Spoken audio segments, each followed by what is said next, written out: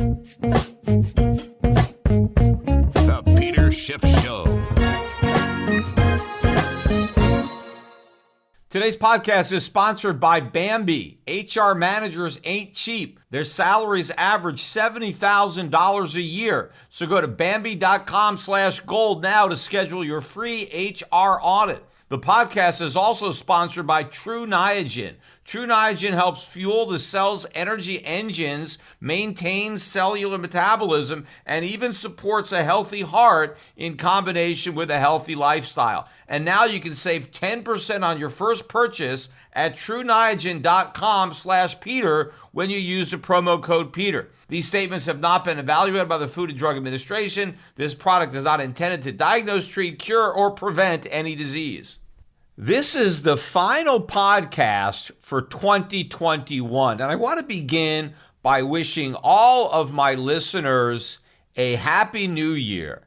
I know it was a very frustrating year for a lot of people, for a lot of reasons. I mean, certainly dealing with COVID made this year particularly difficult relative to years past, although not quite as bad as 2020.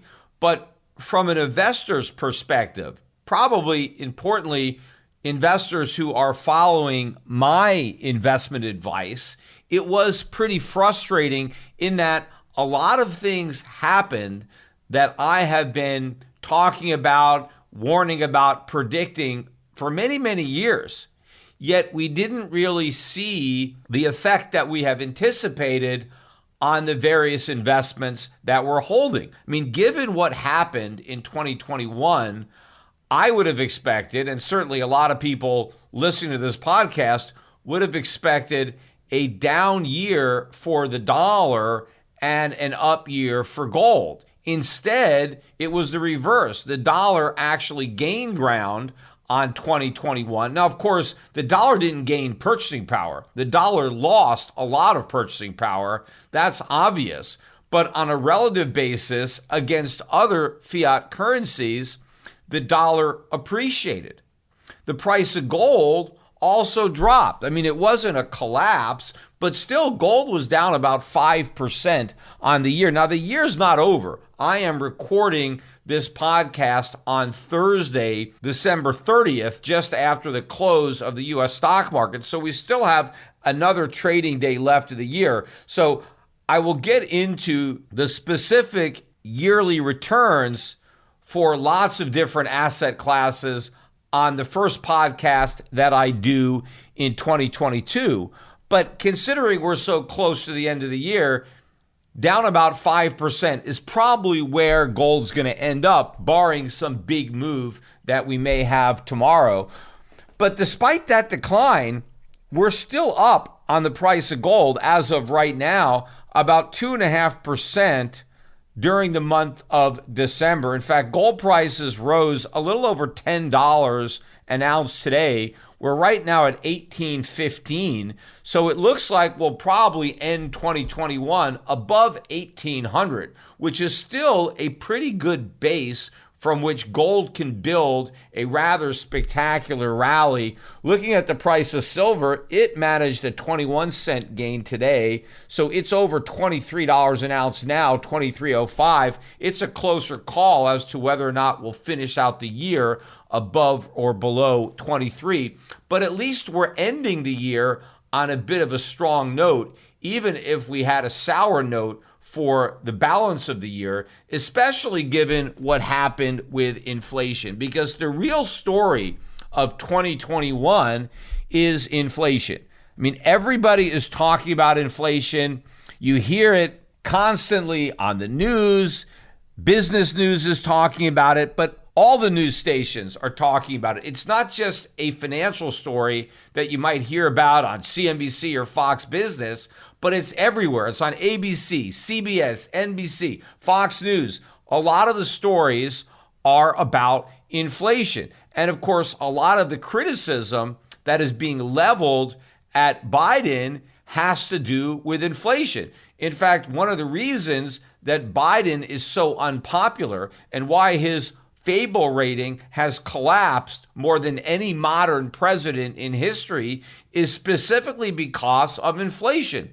Yet if you turn the clock back to 2020, nobody was worried about inflation. I mean, nobody other than me and maybe a few other people, lone voices crying in the wilderness, but the vast majority of people, including the central bankers, were actually worried that we didn't have enough inflation. They were worried about a lack of inflation, and they were doing everything they could to create more inflation, especially in the aftermath of COVID. Because when COVID-19 first emerged on the scene in early 2020, everybody was talking about how this was deflationary, how the Fed and other central banks had to intervene because of all the demand that was being destroyed based on the fact that people were staying at home and not traveling and not spending and just conducting their lives. And so we were going to have this big recession because of a collapse in demand, and governments and central banks needed to do something to prevent this huge recession and to try to prevent consumers from hunkering down and not spending, because after all, we need consumers to spend because that's what supposedly drives the economy. And so everybody was concerned that we wouldn't have enough spending. And so the central banks stepped on the gas and just flooded the world with money so that people would keep spending. Yet for some reason, people still were worried about deflation or about the fact that we didn't have enough inflation. I was one of the only people that pointed out that that was ridiculous, that inflation was exactly what we needed to worry about, because the rest of the economists or the market pundits, they were simply focusing on the demand side of the supply and demand equation. I was looking also at the supply side and recognizing that supply was going down. All of this talk about supply chain bottlenecks, none of this should have surprised anybody. This is all the obvious consequence of factories shutting down, of workers being furloughed. If people aren't going to work, they're not producing stuff. And if people aren't producing stuff, well, now there's a shortage of stuff. But also, we didn't have a drop in demand. Everybody was worried about demand going down.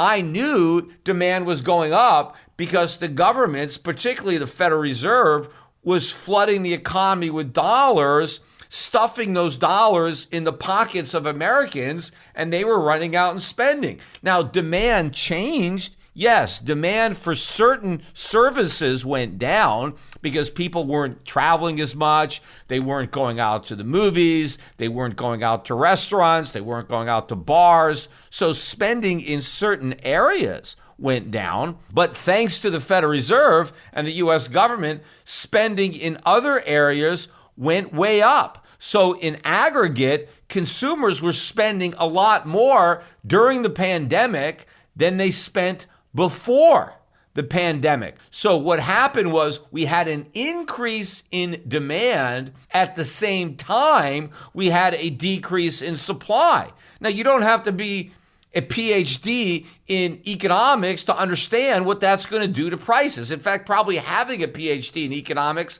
makes it more complicated to see what's going to happen. All you need is a brain and some common sense to realize that if demand goes up and supply goes down, price is going to go way up. And that is exactly what happened in 2021. And again, what nobody seems to understand is that we wanted demand to go down during the lockdowns. When people are working less and producing less, it's important that they consume less. Now, if that means we have a recession, we have a recession. What the government did made the situation worse, because instead of people reducing their consumption along with their production, they wanted to consume more. They were spending more because of the asinine monetary and fiscal stimulus that took place during the pandemic. And again, first the Federal Reserve said there isn't any inflation to worry about. And then when it reared its head, it said, well, don't worry, it's transitory. It wasn't until recently that the Fed acknowledged that it's not transitory, but the Fed is still confident that the problem is going to go away if they simply increase the pace of their planned taper of the asset purchase program. And if they start their tiny rate hike campaign a couple of months sooner in 2022, that's going to completely eradicate the inflation problem that they didn't even think existed as late as a couple of months ago. But the frustrating part is that, yes, I was right about inflation, and it is a much bigger problem than the government admits, because even though the official rate is 7%, the real rate is more like 15%. We haven't seen the results that you would have expected in the dollar and in gold. And again, the reason that we haven't seen this is because the markets still believe the Fed, and they are discounting into the exchange rate of the dollar and the price of gold this tight monetary policy that they expect. But we're not going to get tight money. Even if we get money that's less loose, it's still not tight. And in fact, even if it's less loose for a while, it's ultimately going to be even looser in the future than it is right now. Any progress that the Fed makes in reducing the amount of accommodation it is supplying will be unwound as soon as we see adverse reactions in either the market or the economy. Eventually, it's got to happen. It always does. The question is, will the Fed wait until that happens, or will they preemptively try to prevent it from happening? But either way, we're going to get a reversal in policy. But at some point, either after the Fed reverses or before, because the markets correctly anticipate the reverse, we're going to start to see the reaction that I've been expecting and anticipating in both gold and the dollar. And maybe the strength that we're seeing in December of 2021 is indicative of further strength that we will see in 2022. And remember, just because we started talking about inflation in 2021 doesn't mean we didn't have it in 2020 or 2019 or 2018. We did have it. That's all we had. The Fed has been creating inflation massively ever since the 2008 financial crisis. The difference is that inflation was not manifesting itself in the CPI to the degree that it is now. Now, one of the reasons is because the CPI doesn't accurately measure inflation. And so even if inflation was 4 or 5 or 6% a year, which is still a big problem, the CPI wasn't picking that up. The CPI was still showing 2%. It's just that now inflation is so high that the CPI can't possibly hide it. If inflation is 15%, the CPI is still going to reflect a good chunk of that, and that's why we're seeing 7%. Now, as I've been saying, I think we're going to get potentially an even bigger number in 2022, because I know a lot of businesses have been holding back on their price hikes. They were hoping that inflation was transitory. They didn't want to jump the gun. They didn't want to raise their prices and risk losing some market share. They figured they would just take a hit to their margins in the short run, waiting for this transitory inflation to transition. But I think come January of 2022, I think a lot of businesses are going to ring in the new year with some big price hikes. I think they're going to try to catch up to the price hikes that they should have implemented in 2021. And I think they're going to try to get in front of the continued cost pressures that they know they're going to face in 2022. So consumers could get hit with bigger increases in 2022 than they did in 2021. So inflation isn't going to subside the way the markets expect or the way the Fed expects. It's actually going to get worse. Now, one thing that may cover it up a bit, I read a couple of articles about changes that are being made to the methodology of calculating the CPI that are going to go into effect in January. Now, I got to do a little bit more research because I'm still not really sure what these changes are. But my gut feeling is whatever they are, those changes are going to shave a little bit off the CPI. I'm sure they're designed to make the number lower, which is what every change that we have made has resulted in. So again, they need to rig the CPI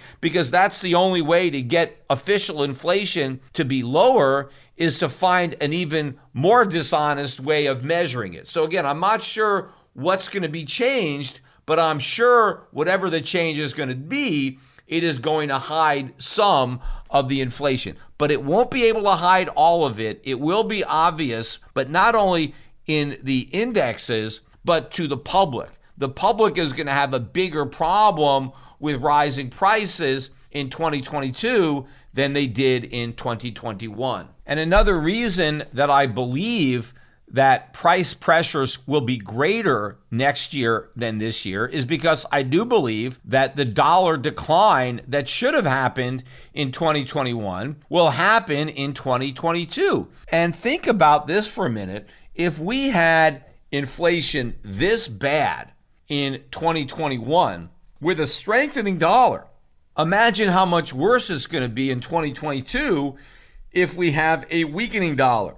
When you're running a small business, it's those HR issues that can kill you. You've got wrongful termination suits, discrimination lawsuits, minimum wage requirements, all sorts of labor regulations, and those HR managers' salaries ain't cheap. They average $70,000 a year. That's where Bambee comes in. Bambee was created specifically for small business owners. You can get your own dedicated HR manager who will craft your HR policy and maintain your compliance and do it all for just $99 a month. With Bambee, you can change HR from being your biggest liability to your biggest strength. Your dedicated HR manager will be available by phone, email, or real-time chat for anything from onboarding to terminations. They will customize your policies to fit your business and help you manage your employees day to day and do it all for just $99 a month.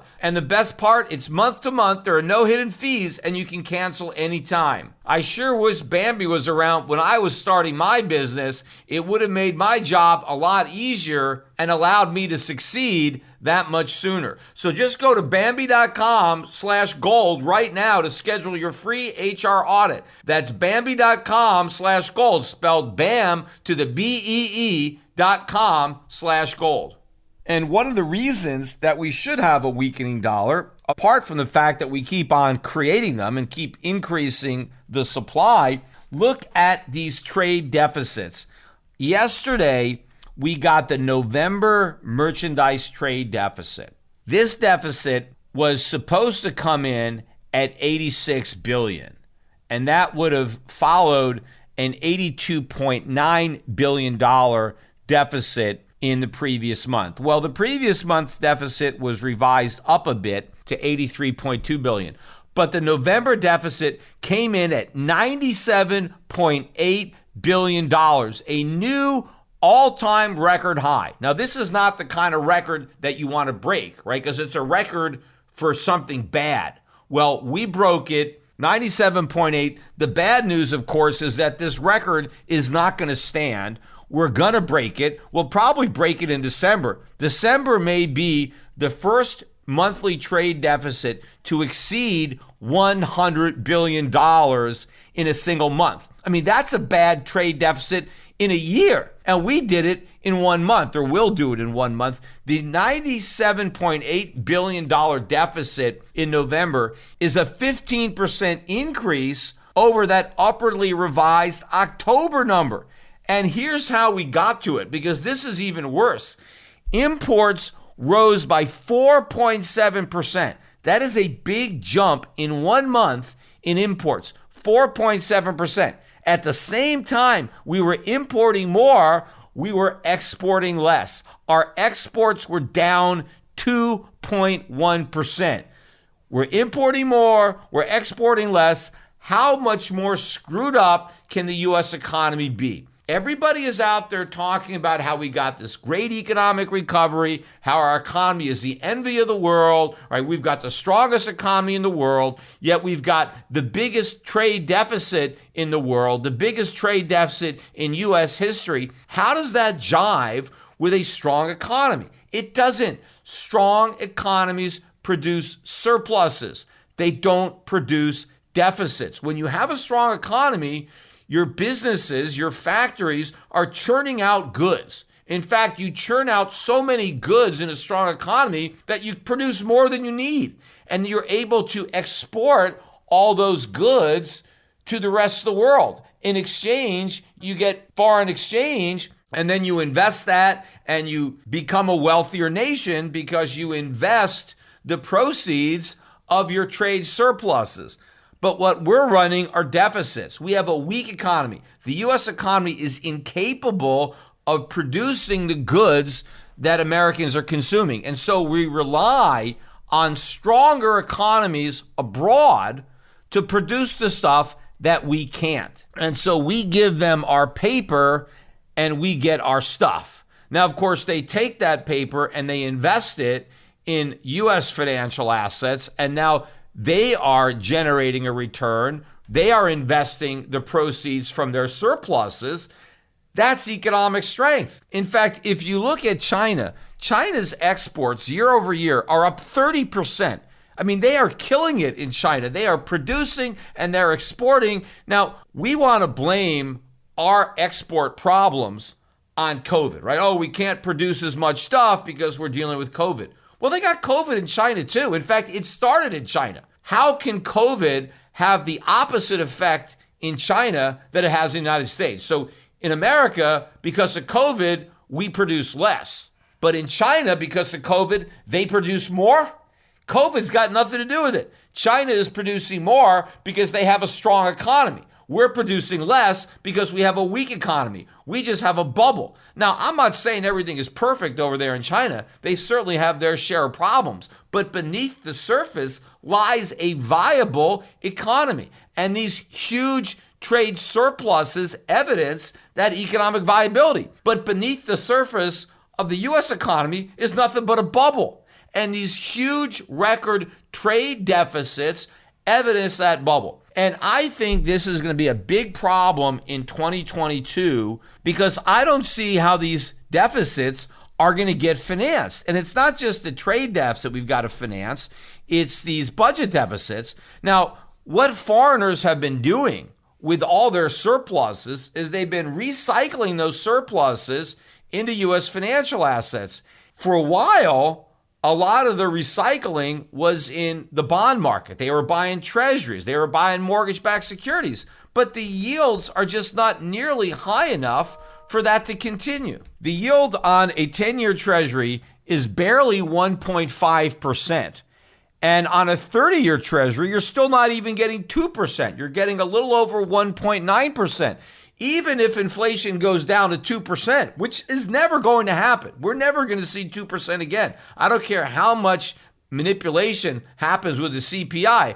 I doubt they'll even bring that thing below 3% or even near 3%. But even if we could get to 2%, you still have a negative yield on the 30-year treasury. But in a world where inflation is officially 7%, unofficially 15%, who in their right mind is going to buy U.S. treasuries? Certainly not foreigners. I mean, I don't even think Americans would want to buy U.S. treasuries, but it's an even worse deal for foreigners because at least from the perspective of an American, there's no currency risk in treasuries, right? People know there's no default risk, or they assume there's no default risk, but they also assume there's no currency risk. So, okay, I get a very low return, but at least I'm not taking any risk, right? If I put $1 million into treasuries and I'm only going to get a 1.5% yield, at least I know that I'm not going to lose my $1 million, right? Because it's U.S. treasuries and I'm going to get my $1 million back. As long as I wait for the bond to mature, I'm not going to lose. I'm going to get all my dollars. Now, of course, there's purchasing power risk, but apart from that, a lot of Americans aren't thinking about that. They're just looking at a low risk investment with a low return, right? It's called risk free. Now, of course, it's not really risk free. It's more like return free. So instead of it being a risk-free return, it's a return-free risk. I mean, that's really what you've got because the return is so small. In fact, it's guaranteed to be negative because of real yields. But think about U.S. Treasuries from the position of a European, for example. Somebody in the Eurozone whose reference currency is the euro. Does that person want to buy U.S. Treasuries? Because for them, it's not risk-free. There is a lot of currency risk. Because if I take €1,000,000 and buy U.S. Treasuries, what if the dollar goes down? My €1,000,000 can become 900,000 euros or 800,000 euros. I'm taking a lot of risk. What type of return am I getting? Nothing. I'm getting 1.5%. I mean, even if the return on U.S. dollars is higher than the return on European bonds, right? If I can get more in treasuries, for example, than I can in German bunds, is it really worth the risk? Because if I'm in Europe and the euro is my currency, then at least I don't have currency risk on the bunds, but I have tremendous currency risk on treasuries. So the extra nominal yield is not worth it. So there's no way foreigners are recycling their trade surpluses into our bond market. Now, what they have been doing recently is recycling those surpluses into our equity markets. They've been buying our stocks, particularly a lot of the big stocks like Apple and Amazon and Google and Netflix and the FANG stocks and all that, right? That's what they've been doing with their trade surpluses. But will that continue in 2022? I don't think so. There's a lot of evidence that that bubble is breaking, that air is starting to seep out. A lot of the high-flying stocks have gone down dramatically since their peaks. It hasn't really hit the overall NASDAQ yet, but we've seen a lot of weakness beneath the surface, and the leadership now is highly concentrated, right? The soldiers are getting slaughtered, but the generals are still, intact. But at some point, I think that the generals are going to get shot too, and the momentum is going to break in overpriced U.S. tech stocks. And then into what will the world recycle their trade surpluses? Because if U.S. stocks are no longer attractive and U.S. bonds have already lost any appeal they might have had, what do we got? I mean, Americans don't want to buy treasuries, so foreigners won't buy it. Americans are still buying U.S. stocks, but why should foreigners do it when the valuation premium that investors are paying to buy U.S. stocks is near record highs? The value of stocks in Europe and Asia is much better. The valuations, you get a lot more earnings for your euro or your yen if you invest outside the United States than if you invest inside the United States. So I think this huge valuation gap is going to cause our foreign creditors to want to invest more of their earnings in their own equity market and less in the U.S. equity market, especially if the dollar starts to fall. And in fact, if foreigners aren't recirculating their trade surpluses into U.S. stocks, the dollar will fall because those dollars will then be on the foreign exchange markets to be sold instead of being used to buy U.S. stocks, which trade in U.S. dollars. And as the U.S. dollar starts to fall, that also increases the perceived risk of owning U.S. equities because now you have the currency risk. So even if you're a foreigner and you're investing in U.S. stocks, if the dollar declines by more than the increase in the price of U.S. stocks, you're losing. You have the same currency risk in equities that you do in bonds, except it's more important in bonds because the expected yield is so low. A lot of people might expect more gains from the stock market, but currency losses could still completely offset those gains and turn gains into losses. So if we end up with our foreign creditors not wanting to recirculate their surpluses into U.S. stocks and instead liquidating those surpluses so they can invest in their own domestic equity markets, that is a huge problem for the United States. It's a huge problem for the dollar, but it is exactly what would be needed to cause my investment strategy to really start to perform, because what we own are the international value stocks that everybody's going to want to buy when they're no longer interested in overpriced U.S. momentum stocks. In fact, as the world starts to divest of those stocks, as the momentum breaks and people want to sell those stocks, then they're going to take the proceeds from those sales. They're going to sell those dollars to get their own currencies back, and then they're going to invest those local currencies in their local stock markets. So that is going to compound the problems for the U.S. in 2022. But also, I want to point out the price of lumber, because lumber prices were a big story early in the year because they were soaring. Lumber prices, were up maybe fourfold or something like that. They had gone straight up, and then we had a really big correction in the price of lumber. Lumber prices peaked out in May of this year, and then they dropped for about 3 months, and the price was down over 60%. And as the lumber price tumbled, a lot of people were using that as an example of why inflation was transitory. In fact, Jerome Powell himself often talked about the big drop in the price of lumber as proof that he was right, that inflation was transitory. After all, this big rise in the price of lumber was being reversed, and so this showed that these supply chain bottlenecks were becoming unclogged and the markets were correcting. Now, of course, lumber is not even in the CPI, so kind of hanging your hat on lumber as a reason to think that the CPI is going to stop going up doesn't make that much sense, but at least it was a price that went way up, and now Jerome Powell was taking comfort in the fact that the price went way down. Well, what has happened to the price of lumber since? Well, in the last 3 months, lumber prices have more than doubled. And in fact, if you look at the price, which is up 40%, I think, just in the month of December so far, but we're now almost triple the price that we were at pre-pandemic. That is a huge increase in the price of lumber.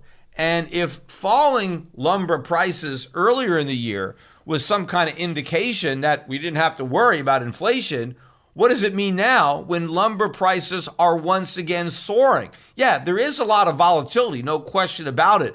But look at the direction. The direction is up. And I think we're going to take out the 2021 high maybe in 2022. But it's not just lumber prices that are going up. Commodity prices across the board are going up, and they're going to keep going up, and there's nothing the Federal Reserve is going to do to slow it down. Same thing with oil and other energy prices. All of these prices are going much, much higher in the years ahead. And this is not just a problem that the United States is going to be dealing with. This is a problem that the entire world is going to be dealing with, except the United States is the nation least likely to try to solve it. I mean, I do think that we're going to get some type of movement from the ECB, because the ECB has been able to justify its reckless interest rate policy on the pretense that we didn't have enough inflation. They were able to take their 2% inflation ceiling and somehow say, oh, well, we need to be very close to that ceiling. We have to be at 1.9%. And then when we got to 2%, they were like, well, we could be a little bit above it. Well, now the Eurozone is way above 2%. They're not even close to it anymore. And so therefore, there is no justification. They can't claim that they need to keep interest rates negative because of an absence of inflation. In fact, the Germans over at the Bundesbank, they're not going to allow it. I mean, they've kind of been silenced because they've accepted this idea that inflation needed to be 2%, but they're not going to accept the idea that it needs to be 4% or 5% or anything close to that. And so there's going to be a lot of pressure over there to tighten policy. And I think we're more likely to see a legitimate tightening in the Eurozone than in the US. And in fact, we may even see a tightening in Japan. Everybody is talking about how a tighter Fed is going to be bullish for the dollar. Well, what about a tighter ECB or a Bank of Japan? It's foreign central banks that have the ability to raise rates because they are not as vulnerable to rising rates as the U.S. Now, I'm not saying that there's not going to be any problems in Europe that are going to result from rising interest rates. Of course there will. There's all sorts of malinvestments over there too. It's just not nearly as bad as in the United States. And so when push comes to shove, they still may do the right thing, especially when you have the cooler heads at the Bundesbank that will push them in the right direction. You don't have any cooler heads at the Fed. They're all nuts. Everybody is going to do what's politically expedient, and so they're going to keep the presses going no matter what. But probably the most frustrating thing about 2021 was all of the press that Bitcoin got. I mean, talk about stealing gold's thunder as gold prices declined 5% on the year. And of course, a lot of people were disappointed by the fact that we had this big uptick in inflation, unexpected, at least by the mainstream, yet gold did not perform. Now, again, I went over the reason for gold's failure to perform in 2021. In fact, what a lot of people don't understand is that the fact that gold didn't go down more, despite all this talk about the Fed tightening and the Fed tightening faster and further than the markets anticipated, gold shrugged most of that off and moved sideways.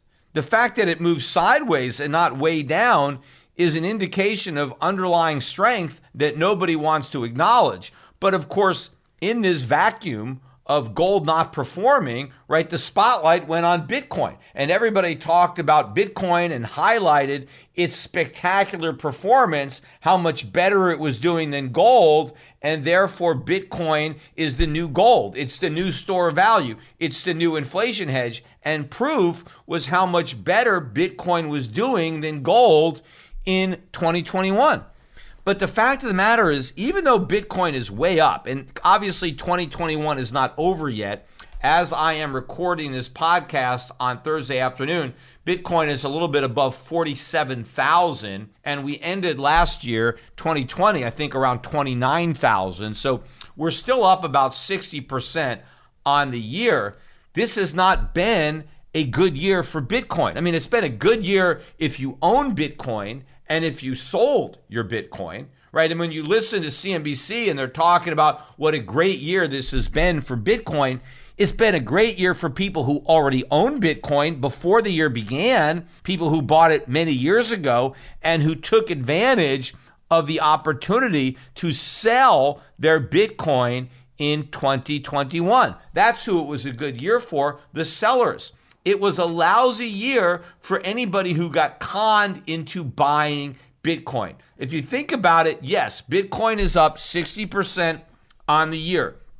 But all of those gains occurred during the first 5 weeks of this year. That's it. Bitcoin's price today is actually lower than what its price was in February of this year. It's down by more than 30% from its high. In fact, so far in December, it's down about 17.5%. Now, maybe by the time the month comes to an end, Bitcoin will be down more than 20% in the month of December. So it's clearly in bear market territory, being down 30% from its high. But if it's still below where it was in February, the people who were buying Bitcoin in March, in April, in May, in June, these people are all down. In fact, I think half the people who own Bitcoin bought it this year, and almost all of those people are down. This was a year of distribution. This was the year where a lot of the whales were finally able to cash out a big chunk of their Bitcoin. Now, not all the whales, right? Michael Saylor, he's still buying over at MicroStrategy. In fact, he just announced again today another big buy of Bitcoin. He keeps on averaging his price up as the price of Bitcoin keeps falling. Pretty soon, he's going to be hodling all that Bitcoin at a loss, not at a gain. But beneath the surface, a lot of people have been unloading their Bitcoin. That's why the price hasn't gone up. You know, it was in February when Bitcoin first got above 50,000. We're below it now. But when it got above 50,000 in February, that's when all these people started putting laser beams on their eyes, on their profile pics on Twitter. Well, how many of those people, when they were adding those laser beams back in February, thought that the price of Bitcoin at the end of the year would actually be lower than it was when they were putting on those laser beams? Because the laser beams were supposed to signify solidarity in hodling to 100,000. Well, people may be hodling indefinitely because Bitcoin may never see 100,000. Now, I admit, I thought it may never see 50,000, although I thought it was a possibility. And I'm not saying the possibility is zero that it can go to 100,000, but I think the probability is less than 50% that it's going to get up there. I'm not sure how low the probability is, but the technicals look very weak for Bitcoin. In fact, one of the predictions that I made about Bitcoin really came true in 2021, and that's the predictions I made about Grayscale, the Bitcoin Trust, GBTC. I talked a lot about that trust when it was trading at a premium, and I forecast that at some point it would be at a discount, and it has spent most of this year at a discount. In fact, the discount hit a high of about 22 within the last week. I think the discount has narrowed a bit, maybe 17, 18% as I'm recording this podcast, but that is a huge discount. And think about this. The Grayscale Bitcoin Trust is only up 11% on the year. And all of those gains happened during the first week of the year. So the Bitcoin Trust has not added to any of the gains that it made in the first week of the year. And in fact, it hit its high in mid-February of this year.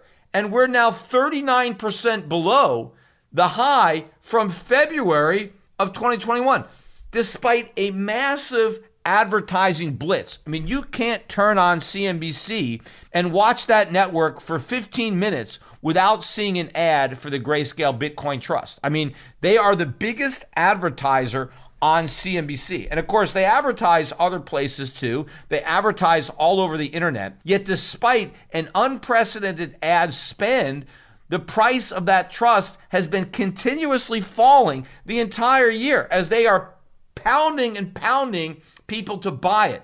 And of course, the people over at Grayscale will say, well, we're up 11% this year. That's better than gold, right? Gold was down 5%. Our advertising campaign was to drop gold and buy GBTC. And so we beat gold, except number one, if you watch that ad starting in February, March, April, or any time after that, and you drop your gold and you bought GBTC then, well, you're worse off. You had to make that switch at the end of 2020 or at the very beginning, the first few days of 2021. Otherwise, it didn't work out. But in reality, you should not compare GBTC to gold because Bitcoin is nothing like gold. Bitcoin is a highly speculative asset. So what you should compare the return on GBTC to is the returns on other speculative assets like the NASDAQ, which is an index of all sorts of speculative stocks. And while GBTC is still up 11% on the year, the NASDAQ is up 28% on the year. So people who are speculating are being rewarded to a much greater degree buying stocks than buying Bitcoin through GBTC. In fact, if you really want to bet on a bubble and you want to do it by buying a security, right, you shouldn't be buying GBTC. You should be buying the NASDAQ. They're both bubbles. They've both been inflated by the Fed, but the people who are betting on the stock market bubble are getting paid a lot more than the people who are betting on the Bitcoin bubble. So Bitcoin is a slower horse in the race. If you want to speculate, do it in stocks, not Bitcoin. So the question is, with all this buying into that trust, how is it that the price is falling? I mean, we know who's buying it, right? All the people who are seeing these ads and they're buying it, but who is selling it? Obviously, massive distribution is taking place. This is a massive pump and dump.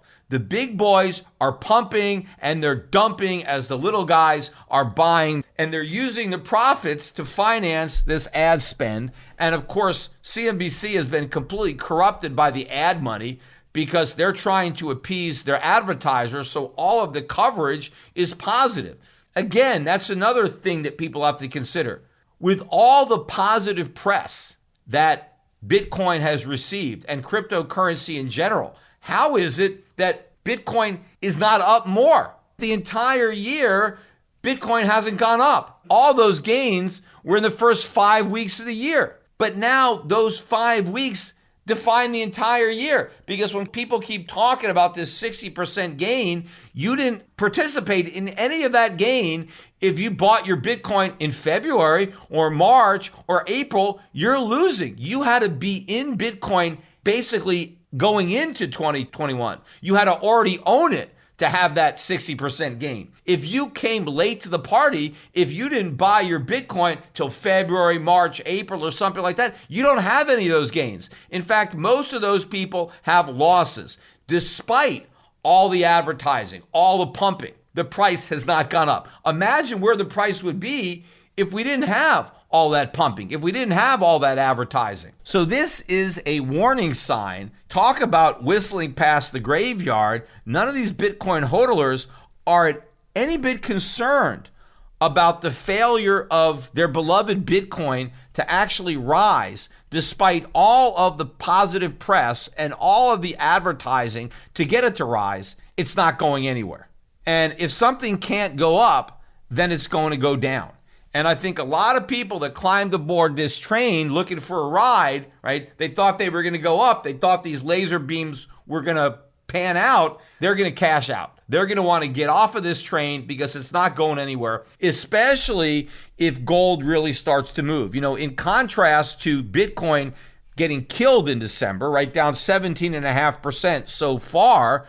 As I said earlier in the podcast, gold is up 2.5% in December. So we're starting to see this divergence. And of course, Bitcoin doesn't trade anything like gold. Its correlation is to risk assets, and not any risk assets, but the riskiest of risk assets. It's not like it's correlated to the NASDAQ so much as the most highly speculative stocks in the NASDAQ, right? Money-losing companies, companies that have no profits, new companies, new IPOs, new SPACs, extremely speculative stocks. That's where the correlation is. And that's why you're starting to see a lot of the froth coming off of those stocks. At the same time, you're seeing this decline in Bitcoin.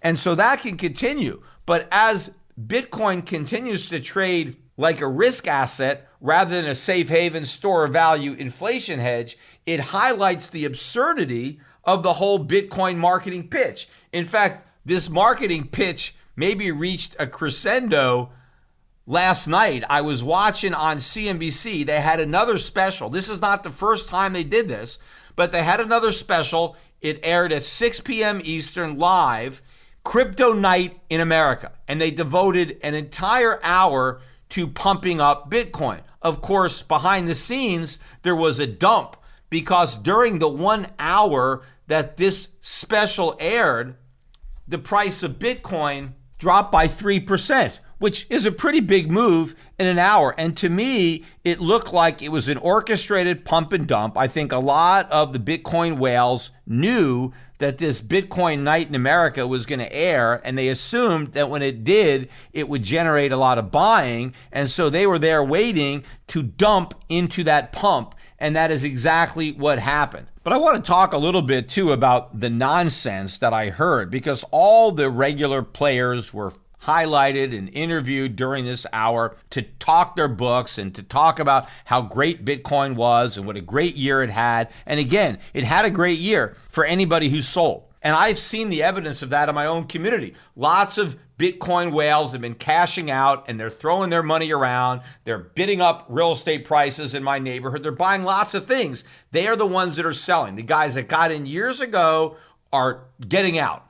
It's the suckers who are getting in now. They're going to be the bag holders. But none of this comes up. This was an hour of pure pump. There was only one negative word spoken about crypto, and that was at the end. The final 5 minutes of the program, they spoke about celebrities endorsing cryptos, mostly altcoins. And they said this wasn't right. They get a coin, it's very thin, they get given the coin, they go out and tout it, it goes up, they sell it, pump and dump. And so somebody talked about how this was bad. Of course this is bad, right? But the criticism wasn't necessarily leveled at Bitcoin or Ether, but just these scam coins, overlooking the fact that they're all scam coins. There's really no difference between these so-called shit coins and Bitcoin. They all stink. And again, they focused on the year-to-date returns without looking at when those returns occurred, that they all occurred early in the year, and that Bitcoin has spent most of 2021 in a decline. In fact, they didn't even mention the 3% plunge that took place live on the air as they were pumping it. But of course, they weren't just pumping Bitcoin and cryptos, they were also pumping NFTs. And I want to talk about one point in particular that they made that really illustrates the absurdity of all this. So one guy was on there talking about virtual real estate in the metaverse and why it's so important to buy this virtual real estate. And one reason was so you can use your real estate to have ads. Just like in the real world, you have a billboard, right, that you would put on property that you own. You have an office building, you can put a billboard on top, right? So if you buy this virtual real estate and you build a virtual building, you can put a virtual billboard on the top of that building, and then the people who are in that metaverse will see that advertisement. And so this is why this virtual real estate is so valuable, because you can have it as a platform for your virtual billboards. And one of the examples he talked about was fashion and clothing, that these big clothing brands are going to want to have ads because people in the metaverse are going to want to buy clothing for their avatars, right? So they can dress up their avatars in virtual clothing, and they would advertise the virtual clothing on these virtual billboards, which is why it's so important to buy up this real estate so you can, advertise your virtual clothes and you can sell these virtual clothes for a lot of money. Nobody bothers to think about the absurdity of the idea that anybody is going to pay a lot of money for virtual clothing. Nobody is. Yes, people will pay a lot of money for a name brand in reality, in the real world, because when you're buying a particular brand of clothing and you get an actual garment, what's important is the craftsmanship, the workmanship, the material, because it's a real garment, right? It could wear out, it has to lay right on your body, it has to feel nice. So, you can get a cheap imitation, a knockoff, but it's not going to have the same quality. It's not going to last as long as buying the real thing. So when you're buying a quality garment that you're going to wear, there is a real reason to pay more. Now, I get it. There's also a brand and, you can buy something similar that also has good quality, and maybe it doesn't have the same cachet as a particular brand, but still, the brands have high quality. They're not cheap. Contrast that to a virtual garment that you're going to put on your avatar. It doesn't matter about the quality of the material because there is no material. It's going to last forever because it's virtual, and there's no texture, there's no feeling, there's no difference. I mean, if people are willing to buy knockoffs in the real world and sacrifice on quality, then of course they're going to buy knockoffs in the virtual world when you don't sacrifice anything. I mean, the virtual garment, if you buy the actual garment from a known brand, it's not going to be any different than a knockoff on your avatar because there's no garment there. There's nothing to feel. There's nothing to touch. There's nothing to wear out. It doesn't matter.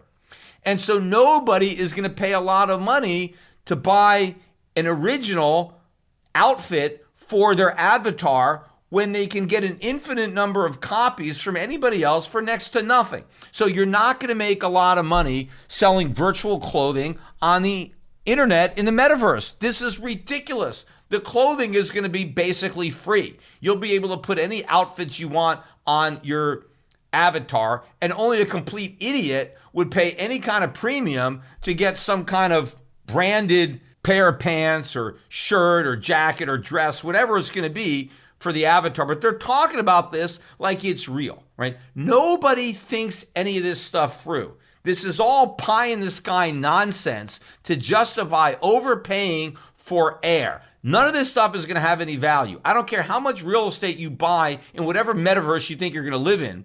It's not going to have any value. There is an unlimited number of metaverses that can be created, and everybody can have whatever they want in a metaverse.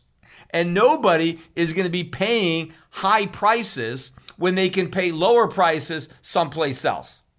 This is just what they're saying to pump all this stuff up. And again, every time I listen to any of these people talking about Bitcoin or cryptocurrency or how it's going to change the world, and they're talking, when you actually listen to what they're saying, it is complete and utter garbage. None of it is true. None of it makes any sense. Like, look at Michael Saylor. His newest thing is that Bitcoin is energy, and he keeps talking about how Bitcoin is energy.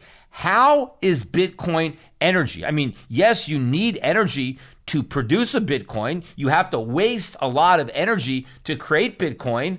But once you create a Bitcoin, that energy is gone. That energy is not stored in your Bitcoin. You can't release that energy at some future point in time and do anything with it. It's a complete waste of energy. Yet somehow he's able to con people into believing that investing in Bitcoin is investing in energy. You want to invest in energy, you got to buy companies that actually produce energy. When you're investing in Bitcoin, you're helping the people that produce energy and that sell it to the Bitcoin miners. They're the ones that are making money. The Bitcoin miners are paying to use energy, and everybody in the Bitcoin ecosystem ultimately has to bear that cost because it has to be paid from the collective community of Bitcoin owners. But I think one of the things that we may be ringing in 2022 as we ring out 2021 is some sanity when it comes to cryptocurrencies. Because to me, I think we've reached the pinnacle of insanity. I mean, the stuff that I've heard, the stuff that I've seen this year takes the cake. I've never heard so much utter BS in my life about any particular asset that I've heard about Bitcoin. And again, despite the record amount of pumping and advertising and positive press, Bitcoin has not gone up. It spent the entire year almost going down. It had a big hyped up gain in the first month and a half of the year, and that is it. And it's been downhill ever since, and it's going to be a bumpy ride in 2022. So my advice to you, if you've been listening to this podcast and you still own Bitcoin, your New Year's resolution needs to be to sell. And I wouldn't wait for 2022 to get out. I would get out right now. I mean, maybe if you want to push off the tax consequences to 2022, if you still happen to have a gain and you want to wait till January 1st to realize it, okay, but get out. Don't overstay your welcome. You've already pressed your luck if you're still in. I mean, CNBC should have called the special Crypto Midnight in America. Not just night, midnight, because the hour is late and the time to get rid of your Bitcoin is running out.